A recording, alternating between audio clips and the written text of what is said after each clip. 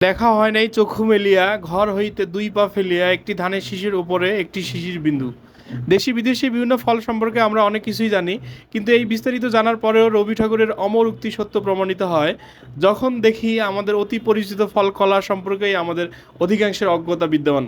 আজকে আমরা তাই অতি পরিচিত এই ফল কলা সম্পর্কে জানবো। হ্যালো ভিউয়ার্স, সবাইকে স্বাগত জানাচ্ছি, আমি রনিকুমার সরকার। Let's go. আপনারা জানেন পটাশিয়াম আমাদের দেহে রক্তচাপ নিয়ন্ত্রণে সহায়ক এবং হৃদরোগের ঝুঁকি কমায়। আর এই কলা হলো পটাশিয়ামের একটি সমৃদ্ধ উৎস।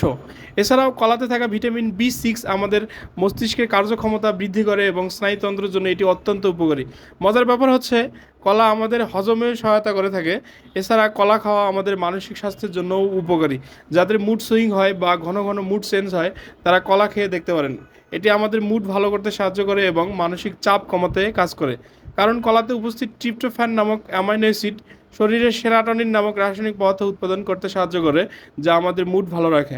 তাই আসুন আমরা সবাই প্রতিদিন অন্তত একটি কলা খাই এবং সুস্থ ও সুখী জীবনযাপন করি। ধন্যবাদ সবাইকে।